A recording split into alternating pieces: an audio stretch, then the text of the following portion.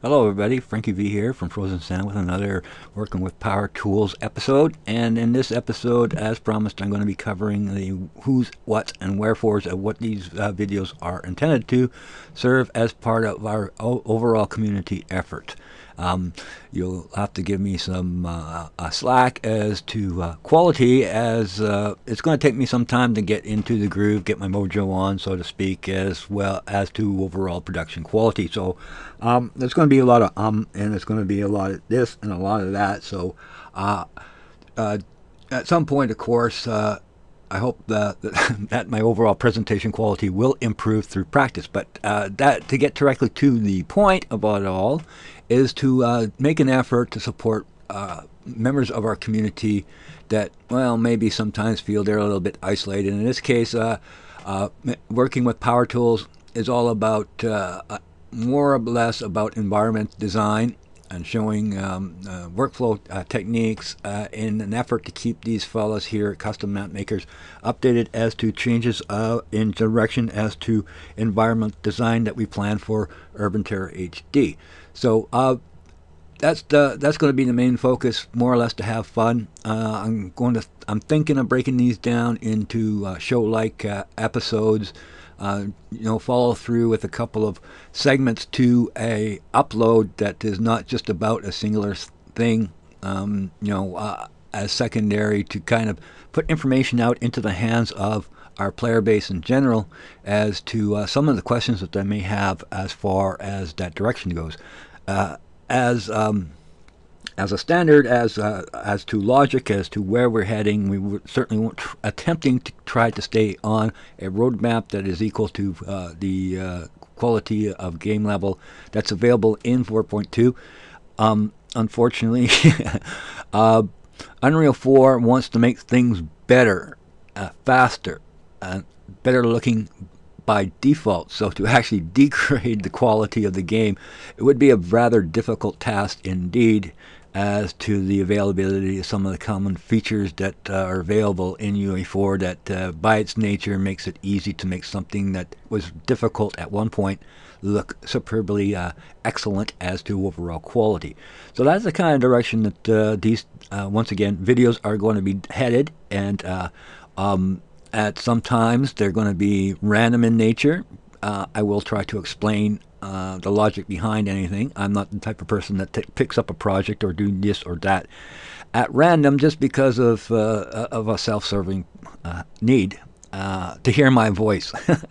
So hopefully we can also expand this outside of our own personal ego boost, so to speak, and expand beyond some simple topics. So if you are an environmental designer and you're looking for the let's say the signpost or the portal to be able to cultivate your logic of what makes a good map or what makes for a really lousy map that everybody will ignore, this would be a good starting point, as map making in general is not really about putting stuff into three-dimensional space. It does take a lot of design effort. It does take a lot of thinking about what makes a enjoyable, fun map to play versus something that just becomes a complete fail. So that's what this is all about, and hopefully we can, from time to time, restate that as an effort on our part to kind of reach out to those who want to keep in the loop. I fully understand as an artist that these are the kind of things that an individual would want to have, even if it's boring to the 99% of the others. So regardless of the views, the hits, or the popularity of this channel, this is the direction I'm going to go with this. And if my style doesn't fit your taste, that's fine with me. I am not a total biscuit. If anything, I'd be an angry Joe. So I hope I can at least make things a little bit more entertaining, as that's the way things should be as far as gaming goes. That should be the way it should be as far as making games goes. So if you want to follow along and live through our frustrations, I'll be more than happy to try to convey that in at least we can all have kind of a laugh at the end of the day. Okay, in this segment of the show, of our little production here, I'm going to reach into the mailbag and pull out something of interest that I certainly come across daily. That time to time, I wish I could just spend the time to actually answer. So from time to time, if I spot an interesting comment, info that will allow me to kind of elaborate on, I will certainly make the attempt. In this case, a comment by Sup Dog was made that I did find kind of interesting. It sort of encompasses probably 99% of all concerns in one go. So hopefully I'll be able to take a couple of deep breaths in between each of the comments that need to be made, but let's sort of fire it off and see what happens. Okay, first paragraph is, Frankie, please, whatever you do, do not let Urban Terror die. Okay, I'm glad that somebody thinks that I am the king of Urban Terror, but the fact of the matter is there's a lot of individuals behind the scene that will refuse to let this game die, just based on sheer stubbornness alone. So even though I'm here today, and who knows what happens tomorrow, there will always be somebody that carries on. We got to keep in mind that Urban Terror has, and to steal a hash mark from my buddy Seven of Offline, Urban Terror dying since 1999. So if it was to die at any point in time, it certainly should have been somewhere in between 1999 and today. So I don't think there's any really worry that it's not going to be around 15 years from now, as long as there are individuals who are still willing to play the game, be it 100,000 or be it 100. So that's the kind of thing that we, as not necessarily a AAA title gaming development company, is interested in. What we're interested in really is actually making a title that we would want to play. So that's where that effort is coming from, as part of a community effort. It is by far the game that I have spent the most of my time on. That really makes us feel good when somebody plays our effort, plays with our toys. And as a content artist, making a gun and throwing it onto the hard drive as just a plain Jane object, well, it's not as satisfying as putting it into a three-dimensional environment where people run around and shoot at one another. So that's the reason why we do the art that we do. I'm so worried that HD comes out that the game won't feel the same as the game we know and love. Well, HD obviously is going to be different, just based on change alone. By definition, change equals different. So unfortunately, there's nothing really that we can do about making 100% sure that the game is by today's standards, of what we were playing with as far as 4.2 goes, is going to be the same as once HD actually hits delivery. We do, however, have a rather dependable Q&A group. I give a shout out to those guys because they're one of the unsung heroes behind the scene, and they work pretty hard to make sure that the needs of the community are upheld, so to speak. So I suspect it's going to probably be a much more dynamic type of feel to it. Going from a Volkswagen Bug to a Ferrari type of difference between the two. And then anything else in between we can obviously custom tailor to whatever spec that we want as represented in 4.2. Remember that graphics aren't important. Well, unfortunately, yes and no. They are not important to the current player base who are satisfied playing the space, but one of the ongoing requests of us is to increase the popularity and the player base. So that's going to require the looks and playability that is accepted as what would be expected of a game today, rather than a game that's 15 years old. By all means, as a community, if you make the effort to actually promote the game on yourself, we're happy with that idea. Not a problem with that at all. So if you want to pump up the player base through your own efforts, go for it.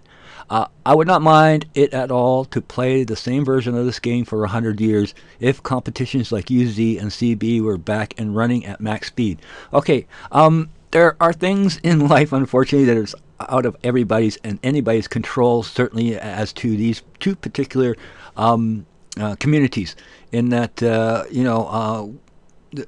unfortunately, I'm assuming that you're talking about clan-based. They have had issues as to Well, I don't know the full story, but they basically lost their server support. So usually, I'm pretty sure as long as there's a fair number of people there that I know that are going to make as much effort ongoing as to presenting things like competitions and what have you. So I'm sure give it another year, things will kind of sort itself out, and we'll be back on the tracks with those types of communities, and hopefully a few more popping up here and there. It really makes me sad how really about 90% of the community just vanished out of the blues. The closing down of CB helped that one, and then it all just went to it went to shit from there. This episode is for mature audiences only. I really do love this game. I'm glad you do. I hope we can make a much more effort as I'm making here, as in general, to kind of pump things up as to promoting the game to a much broader group of individuals who want a different taste, so to speak. It is acquired, as we all know, Urban Terror is an acquired taste that you really don't get until you actually play the game. It's as presented, it's a 15-year-old game. Let's be honest here. It has its problems, it does have its issues, but we always seem to manage to work those out in the end. And 90% of the gaming community as a whole, they want a finished, polished product rather than something that, as we have stated in the past, is always in a constant state of beta, and meaning that we break something, we fix it. We break something, we fix it. We break something, we fix it. So that's the way this thing is run, and it's something that has to be lived with by those who do play the game. But in large part, we try to accomplish at least the requirements based on player feedback and comments based on the community. So I'm sure a lot of that will come back. But as to worry, I'm not going to worry until our Raider tells me to worry. He's the keeper of the numbers, so to speak, and he says that web traffic and the numbers state that we're still trucking along today as we did last year. There's really no up or down movement. It's kind of static, and a lot of times we can tell what's occurring at a given time based on things like player loads, like what time of day it is, what year it is. Christmas Day, 0 players. Well, there's usually a handful on there. But the overall player base is, it is sensitive to changes as to day-to-day occurrence. Not to get too tacky, but an event like 9/11, obviously there's it's going to clear out the servers, so to speak. So don't be too worried about when you see those kind of fluctuations, as they are reflective of the time of year and the time of day kind of thing. Don't give up on it, please. I'm one of the ones that as part of the group that is stubborn, so I'll be here. And believe me, there's a few others in here behind the scenes that don't sort of stand up to take any kind of credit at all whatsoever, who are of the same mind. So there's a significant amount of support as far as making sure that as a project of love, and that's what this is, continues on down the road for the next 100 years, hopefully. Well, that'll be something, eh? As projected, we're kind of a little bit looking a little bit more shorter, maybe hopefully another 15 years, but we'll see what happens as we are using a state-of-the-art engine at this time. When the time comes for HD, don't let it be a flop. You know exactly what we love in this game and what makes it unique, the movement. Yeah, certainly. The roadmap is, I believe I stated somewhere along the line, is Urban Terror 4.2. So obviously that's the roadmap.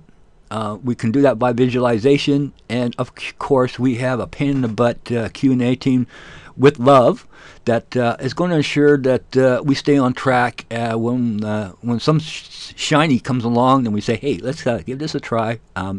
At any time, at their discretion and option, our coders are more than welcome to toss those kind of things into Q&A. And as you may not know, Q&A is open to any individuals who wish to join, under the condition that they're not a prima donna. Q&A actually started to shape up pretty good back a few years ago into something that's a little bit more, I wouldn't say professional, but started to attract a lot of much more smarter people. I would say that would be one of the major differences between today and say 5 years ago is a lot more smarter people who know this game started to show up and started to make logical comments on the board.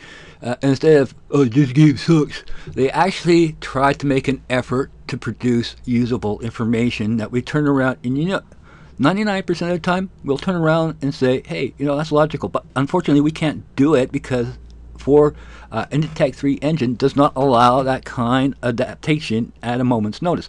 So you make a comment that says this is logical, this is what we should do, then we'll do it. But unfortunately, you're going to have to wait a year for it. So with Unreal 4, that's a different story altogether. Someone says, I like this feature, can you implement it? Yeah, sure. Type. Do a blueprint, throw it to Q&A, see how it works, and then we can implement it fully and as a hard-coded feature directly into the engine.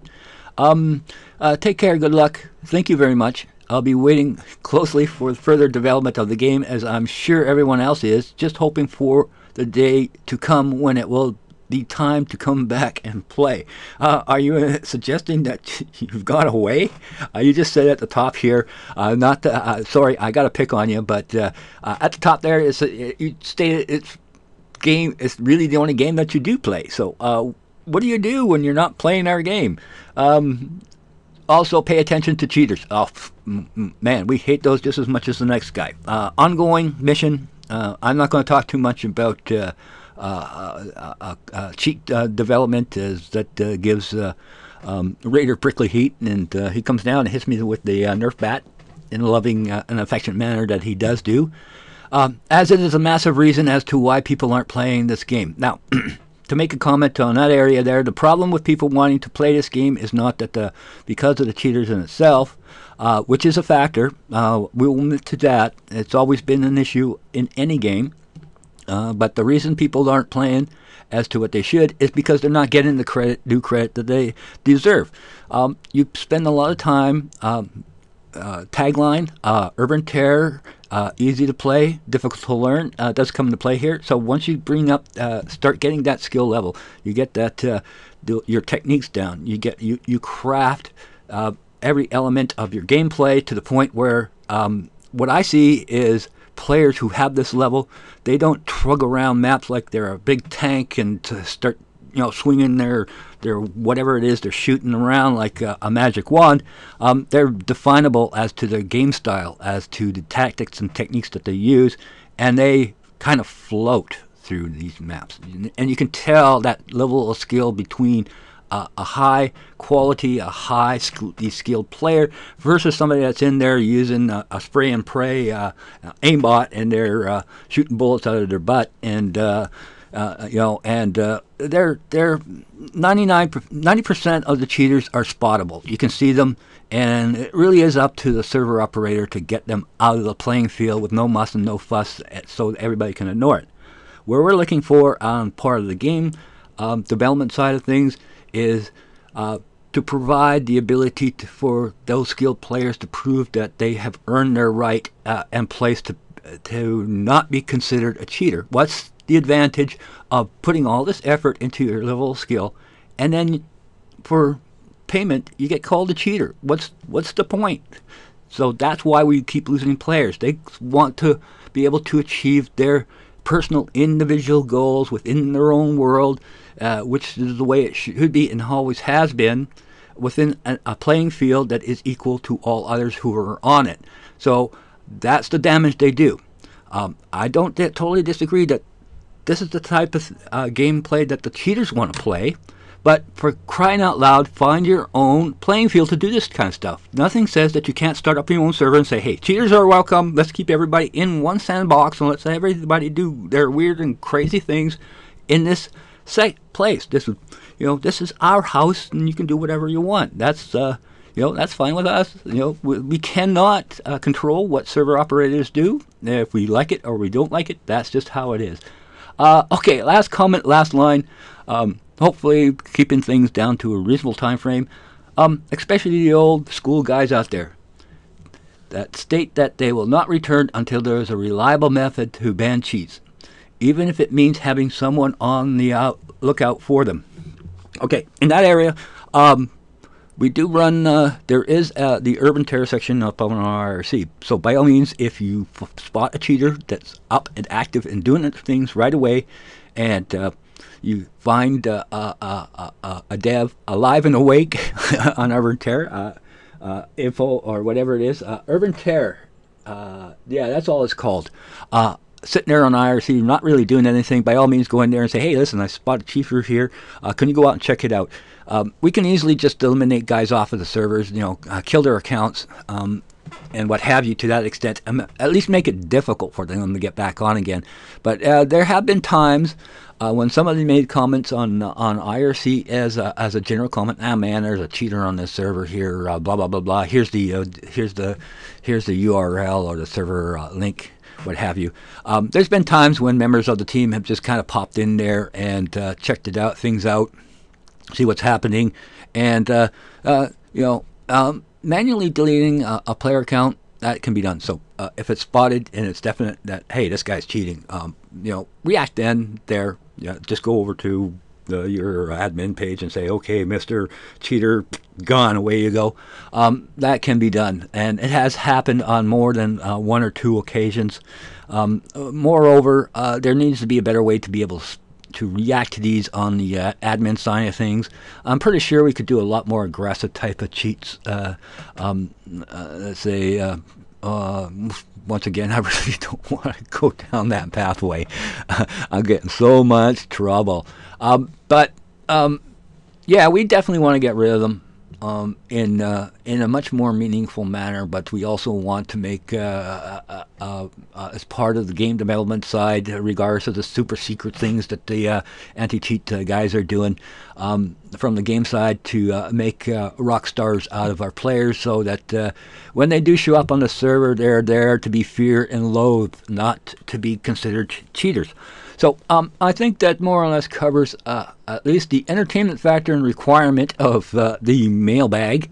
So we'll move this on to, something maybe a little bit more entertaining.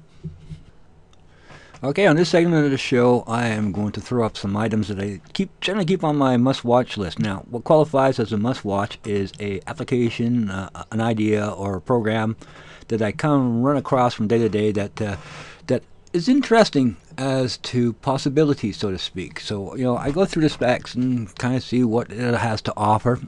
As a rule of thumb, though, anything that doesn't have offer FBX support is something that I generally don't put into my own personal pipeline. It's just simply too difficult or too frustrating to have to move stuff around based on the requirements as demanded by the application in hand. So in this case, what qualifies as a must-have is different than, say, a must-watch in that case. So in this case, Hexagon 2.5 from Daz3D is one of the applications that's on my must-watch list for the mere fact that it does not support directly out of the application FBX, either export or import. Now, the reason for FBX support is obviously moving on to the Unreal 4 engine, is the FBX support in Unreal 4 continues to be improved, and I'm going to be doing a show dedicated probably to the reasons and why force behind FBX, but it's just not another export package like, okay, we'll use OBJ. It's not that. It is a native format, and I'll put that in my notes here to make sure to do a little bit of history behind it. But that definitely qualifies or does not qualify as to what type of applications you should personally be putting into your pipeline. There's a lot of these types of applications that are coming online that are professional grade, that does have that support, that gives you the option of deciding for yourself, is this a must-watch or is this a must-have? So, being Hexagon a must-look, what qualifies it as such is it's a very simple editing program. It's no flash, no dash to it as to being able to produce common elements in Unreal 4 as to environment design. You can certainly easily make a map with it. It does have issues that we had as part of our FS Tech 1 design in the area of smoothing.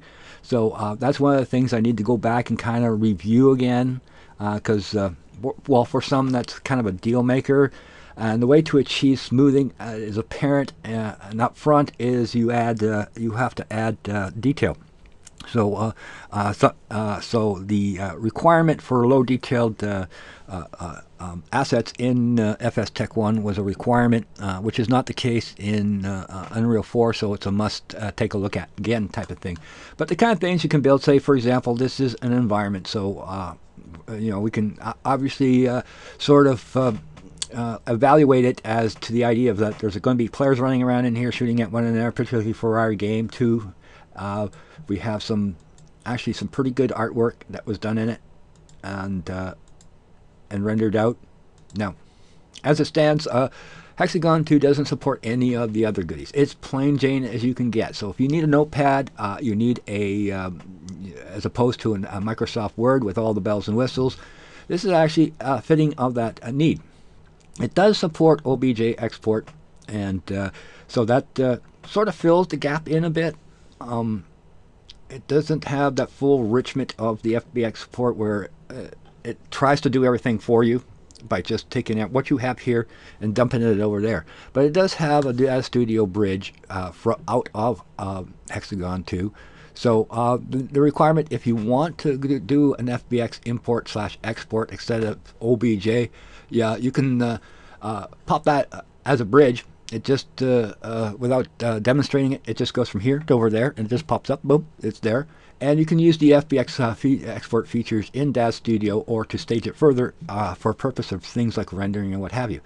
So in that type of connection, Daz Studio is a pretty good proxy replacement for being Unreal 4 as to be able to move stuff around and being able to build stuff. At $19.95, it's certainly a reasonable cost. However, this is an application that from time to time they give away for free, and as part of the team, we kind of went in and hauled out a whole bunch of versions that our team can make use of, in an anticipation that it will be, hopefully at some point, a usable tool for the members. So we have all the necessary licensing behind it that to take advantage of it, so to speak. We can kind of upsize it a bit if we wish, or you wish, to something that's a little bit more powerful and reasonable. In this case, Carrera 8 is another must-watch list.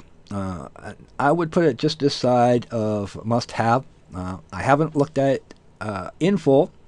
From time to time, they offer up free licenses, but they're rather time-sensitive, and it's not really free. It's look-at-ware, and when the time limit comes along and expires, then of course you can't use it anymore. But as a power tool, it does have full FBX support, so that puts it in that ballpark as to needs. And if we look at the price tag here as compared to alternatives like 3ds Max or Maya, certainly a lot more reasonable.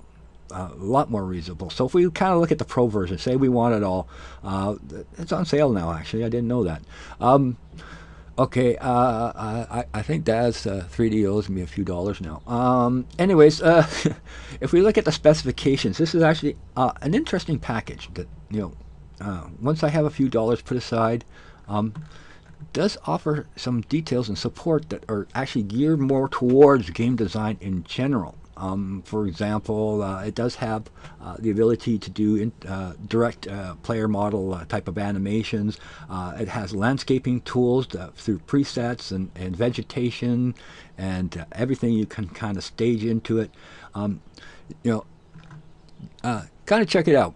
It's not directly on the Daz 3D website. It seems like there's a little bit more importance behind it, so you have to kind of find it through Google. Just kind of type this in, and hopefully it'll get you to that place there. And just kind of go through the specs and see if this kind of fits your need. But for price, the ultimate application, of course, is Blender. I mean, it's free, and it probably always will be. However, some have issues as to usability, as say for the UI to get directly into it. It does tremendously awesome stuff. I've seen movies made with it that are cinematic quality, so it can do the job that you want. However, it's from my understanding, I really haven't gone into depth taking a look at it, so I apologize if I'm totally wrong in this area, and feel free to comment in the section there, of course, as to my fail. However, there are a fair number of options in here. Dynamic hair, wow, I didn't even realize that. And fur and modeling simulation features. You can paint, cut, and brush. Okay, I obviously need to get, okay, these are improvements that are obviously been added since the last time I looked at it, so, or even looked at the Pro version. It comes with content, Victoria Pro bundle, Michael 5 Pro bundle. Unfortunately, the count on these are totally out of whack as far as using them as direct in-game content. Particularly with the idea that you can actually license this kind of stuff from DAZ 3D nowadays. But I think the last time I looked, I'm not going to go down that road because I'm probably going to make a mistake, definitely. Auto feet features for things like clothing. So it has a synergy around game design that is not in applications like Maya or 3ds Max. At least I haven't seen them. 3ds Max has full edge ability, but they're at a level that is really not suitable for video games, and it's easier just to do everything kind of from scratch. So just kind of pointing that out.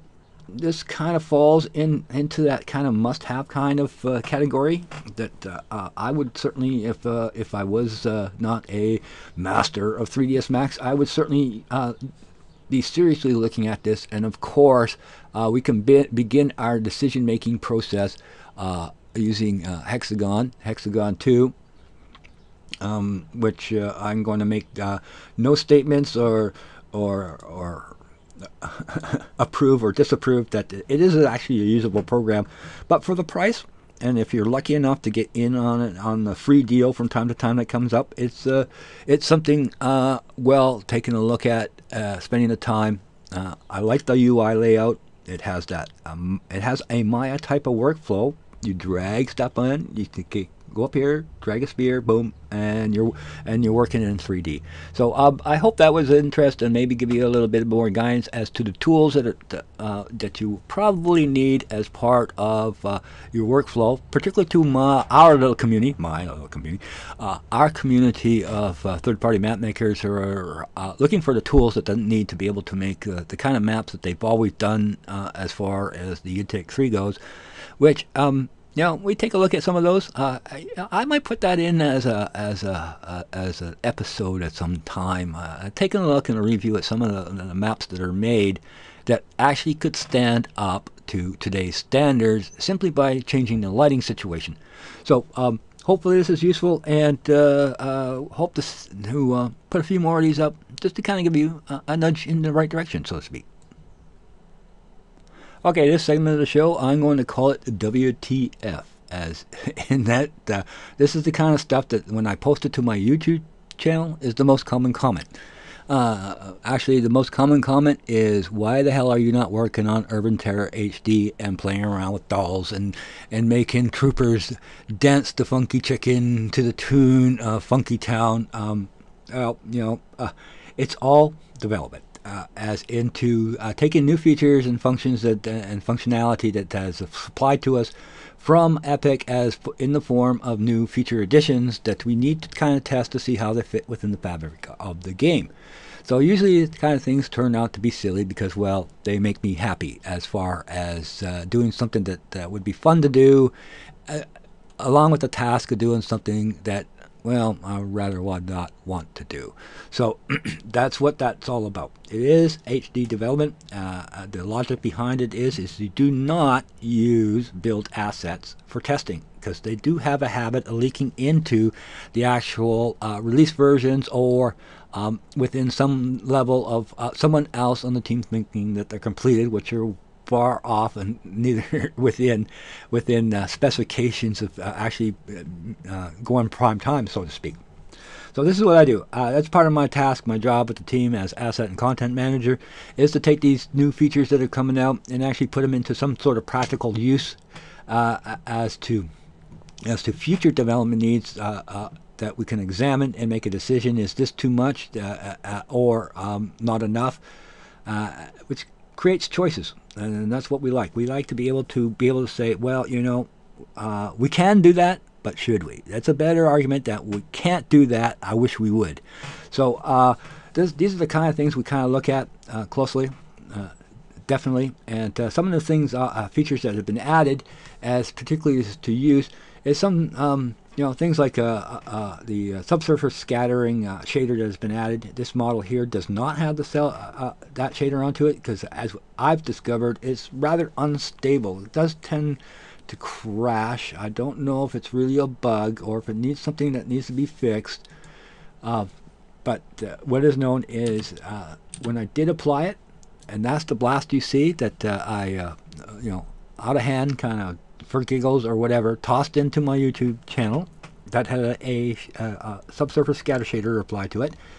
It tended to crash the next time I tried to load the scene up. So these are the kind of things what we test for. We got to kind of see how this is reacting to various assets that we might make or assets that we might buy. If it crashes the editor, then obviously it doesn't work and it's a problem, and we can just sort of eliminate the idea that we can right now use a subsurface scatter as part of the skin materials that we may or may not wish to apply. This is also an opportunity as well. This is actually a product from Daz3D that I found on a so-called Creative Commons Zero site that says you can download this and you can make use of it for any reason you want, even in a commercial product. We don't care. In actuality, this is a product from Daz3D called Stephanie Petit. I do happen to own a fair amount of Daz Studio 3D content, so I know what I'm seeing, and I obviously own some of this stuff myself. I'm pretty sure I got the ponytail thing. But I do have the Stephanie Petit model, and it did not belong to the person who uploaded to the so-called CCC Zero site. So this is something I'm putting out as kind of a warning to our third-party environment people who are looking to make environments for Arvantera HD. That these things need to be checked out in depth as to usability as well as to property rights. There is the highly likely probability that the person who uploaded didn't own the rights to begin with. They certainly don't own rights to the image of Tomb Raider. I'm going to try to avoid any kind of cross IP problems. As to trademark, they're getting really fussy about this stuff. Believe me, I'll tell stories later at some point. But anyways, for the purpose of practical examination, using Daz3D Studios for this purpose of an examination is acceptable. I do own the content, so that's not a problem. And a year and a half down the road, it'll dance, sing, do the jig, and we'll know a lot more about the things that we can do. But decide whether or not we should. So that's the purpose behind this WTF stuff that I'm kind of posting. It's not playing with dolls. It's not wasting my time.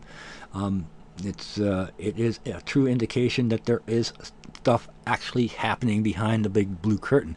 So I hope that is somewhat of an explanation. I hope that I don't have to do too many WTF episodes. On the other hand, they might be kind of fun. Who knows? At any rate, if this is the kind of thing that you like to see, I'm going to end the show on this note. Actually, what I'm going to do is kind of do a semi-slash update here that, as far as animations goes, that's more or less complete for HD. We have developed that as part of the FS Tech 1 / HD development cycle. They're in some form of need of polishing and what have you, but with the availability of the Epix marketplace, I just said heck with it and been buying up some already pre-made animation sets that come in source form, so I can modify them as to our needs, which I'm going to consider doing ongoing. So my job at this point moving forward is going to be taking all this stuff I have. I mean, we're literally talking about a lot of animation that we have now as our resource, and cutting them up into usable packages that coders can hardwire into whatever animators wise or any kind of, once we actually get into the Voodoo that's blueprints, to be able to include things like blending groups and what have you. So that's kind of all been done as far as necessary build assets goes. Blade Killer, she's taken the models that she made over the courses of well, it took her a year to actually complete the primary Sarah model. Once again, development time and cycle. We got to learn how to use this stuff, so it takes a fair amount of time to, even on a plain, even on a, here's Tomb Raider, it takes a fair amount of time just to develop the mechanics behind it. So that took about a year to do Sarah, and then everything else came after that. She did pretty quickly. So she's working on those models to try to bring them up to what we hope would be HD standards. And here comes a very loud plane, so I'm just going to keep going to the end of this. So that kind of updates. I'm going to complete the show on that note, and I hope you enjoy this. I probably won't do these kind of shows all the time. Instead do workflows, but if it's the kind of thing that kind of you find interested, please by all means comment on it, and I'll see what I can do for the future. Planes.